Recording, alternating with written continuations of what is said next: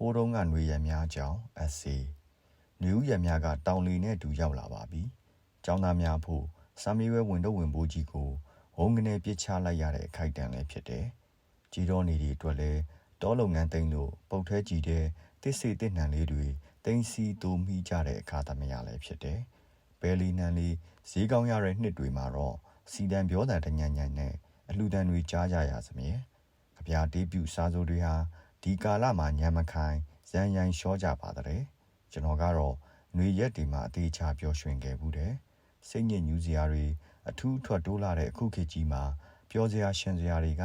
တူရီရှားရည်နိုင်လာတယ်မဟုတ်လားငယ်ဘဝຫນွေဥရက်တွေမှာပျော်စရာရှင်စရာတွေကအများသားပါလားຫນွေဥရက်တွေဟာ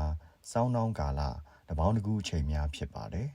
နောက်တိုင်းပြက်ကလေးများရတော့ဖေဖော်ဝါရီလကုန်လို့မတ်လဆန်းကာလများပေါ့နောက်တိုင်းသားတွေဖို့မတ်မွန်ပန်းတွေပွင့်နေရသည်အေးဆက်တဲ့စောင်းဝတ်စုံကြီးကိုချွတ်လို့ຫນွေဝတ်စုံကိုဆင်မြန်းချိန်နှင်းငယ်ပျော်ချိန်ကြေးငှက်တွေပျော်မြူးလို့ပန်းမှန်တွေဖူးပွင့်ချိန်လည်းဖြစ်တယ်ຫນွေဥဟာပျော်ရွှင်ခြင်းတွေမျောလင်းချက်အသစ်တွေယူဆောင်လာတယ်လို့အနောက်တိုင်းသားတွေကယူဆကြတယ်ကျွန်တော်တို့ရဲ့ငယ်ဘဝຫນွေဥတွေကဘယ်လိုရှိသလဲຫນွေဥဟာပြောင်းလဲခြင်းတရားတွေကိုမျက်ဝါးထွင်ထင်ပြသစမြဲရင့်ရော်ခြင်းအိုမင်းခြင်းရွက်ဟောင်းတွေနေရာမှာနုပြိုခြင်းလက်ဆက်ခြင်းရွက်သစ်တို့ဝေကြတဲ့ကာလလောကုတ်တရားပြောမွေးသူတို့ကဥပတ်ထီဘင်လို့ဆိုကြပေလိမ့်မယ်အတိတ်ဘယ်ကဖြစ်ခြင်းတည်ခြင်းပြတ်ခြင်းလောကမှာဒီသုံးပါးနဲ့လွတ်ကင်းတာပဲရမှမရှိဒီကာလအညာမှာလက်ပံတွေရဲနေအောင်ပင်လုံးကျုပ်ပွင့်ကြသလိုအခြေမှာတော့ကန်းကော်တွေပွင့်ဖူးဝေစာနေကြတယ်နစ္စဂီတဝါဒိတဘတ်မှာပါရမီထူးသူတွေကဒီအကြောင်းတွေကိုမမေ့မလျော့တီကုန်းရေးဖွဲ့ခဲ့တယ်လက်ပံပွင့်တဲ့အကြောင်းတန်းထွန်းလေးကတီးဆိုပြီးကန်းကော်ဖူးပွင့်တဲ့အကြောင်းထူရင်တင်ကတီးဆိုခဲ့တယ်ရာသီပွဲတွေထဲမှာຫນွေချောင်းဖွဲ့တာအများဆုံးထင်တာပဲຫນွေနဲ့ပတ်သက်တဲ့ဝတ္ထုကဗျာစောင်းမအပ်ဆေးတွေဆိုတာများမှများဒီချင်းရေးဖွဲ့သူတွေကလည်းຫນွေကိုအလွတ်မပေးခဲ့ကြပါဘူးຫນွေကိမ်းမန်းကိုရေးဖွဲ့ခဲ့တဲ့တချင်းတွေအများကြီးရှိတဲ့အထက်ကအဆိုတော်လွှမ်းမိုးရဲ့ရက်ကွက်ထဲမှာဒီလိုပဲတချင်းကခေတ္တရုပ်ကိုပြည်ပြင်းအောင်ဖော်ပြနိုင်ခဲ့တယ်တရွက်6တို့ကျွေຫນွေရာသီကိုရောက်တဲ့အခါမိကင်းဆောင်ဖို့ကိုလူတွေအကုန်လုံးစုခေါ်ကလမ်းထိပ်နာကလူဒီတာဝင်းကိုယူပြီးတော့ကင်းတဲ့လေးရဲ့ပေါ်ဆောင်ချုံပြီးတအိတ်တဲ့ရက်ကွက်ထဲမှာဒီလိုပဲရှိတဲ့ကျွန်တော်တို့ရက်ကွက်ထဲမှာဒီလိုပဲအဲ့ချင်းနဲ့ကြားရတော့ရင်ခက်ကမိချိန်မိကက်တွေဆောင်ကြရတာကြွအိတ်တွေတဲတွေရီတွေထဲလို့မိငိမ့်တက်ရေကရိယာဖြစ်သုံးခဲ့ကြတာလည်းအမှတ်ရမိပါရဲ့တကယ်လောင်မီဟိဆိုတော့ဘယ်သူမှအရာတွေကိုသတိမရကြဘူး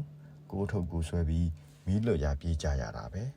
ဒီလိုရဒီမှာတိတ်ရွက်ကျွေတွေကလည်းတဖြောဖြောမဟုတ်တာလူဦးတွေယူဦးဝေမှာတိတ်ရွက်တွေဟာဝေါကနေနဲ့ကျွေကြလာလေရှိတယ်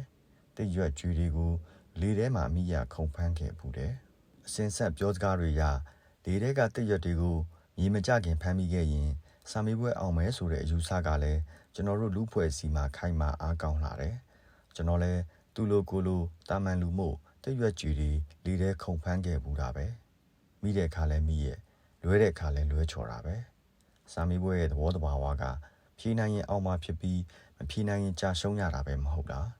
ငယ်ဘဝမှာတော့တိတ်ရွက်ကြွေတွေရဲ့ဖမ်းမိခြင်းမမိခြင်းကစာမေးပွဲအောင်ရှုံးဆုံးဖြတ်နိုင်တယ်လို့တွေးထင်ခဲ့ဘူးတယ်ဒါပေမဲ့အတောင်လက်ဆောင်လို့လူလားမြောက်တဲ့အခါလုပ်ငန်းခွင်ထဲမှာအခွင့်အရေးတိတ်ရွက်ကြွေတစိုးလက်ဆောင်တိတ်ရွက်ကြွေတွေအာသာငန်းငန်းခုံဖမ်းနေကြသူတွေမြင်ရဗန်များလာတော့အသက်ကြီးတဲ့ကလေးစိုးကြီးတွေအဖြစ်မြင်မိတော့တယ်ကျွန်တော်တို့ငယ်ဘဝနေရက်တွေဟာဘာကြောင့်ပြောစရာကောင်းခဲ့ရတာလဲနေစာတူကပျက်စီးသစ်ဆန်းကပေါ်နေတာမဟုတ်တော့ရှိတာလေးနဲ့ရောင်ရဲခဲ့ကြရပုံပါပဲဒီနေ့ခေတ်မှာတော့မီနီမတ်ကလူသုံးကုန်ပစ္စည်းတစ်ခုတင့်လက်ထဲရောက်တာနဲ့တိတ်အောက်သွားပါပြီတဲ့အဲ့ဒီတော့သူထံကတက်အောင်စမ်းအောင်အချိန်နဲ့မျှကြံစီနေကြရတယ်ခမည်းလိုချင်သည်ဖြစ်စေမလိုချင်သည်ဖြစ်စေကုန်ပစ္စည်းကြော်ညာတွေကတတ်မှတ်စိတ်လောဘကိုမိထိုးပေးနေကြတယ်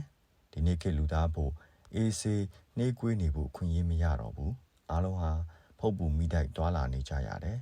ကျွန်တော်တော့ကိုပူလောင်လာပြီလို့ခံစားရရင်စာရောလယ်မှာခိတ္တခဏပုံခိုလိုက်တာပဲဒါဟာရှုံးပေးလက်လျှော့တာမဟုတ်ပဲ ကျွန်တော်တို့တော့စွမ်းအင်ပြန်ဖြည့်ခြင်းတာဖြစ်တယ်။ကြပြဆရာနေမျိုးရဲ့မျိုးပေါက်ရင်ကြပြဆရာစိတ်ကူးကြပြလေးကိုတပိုင်းတစရွတ်ဆိုနေမိတော့တယ်ခန်းစားကြည့်ကြပါဦး။မျိုးပေါက်ရင်ကြပြဆရာစိတ်ကူး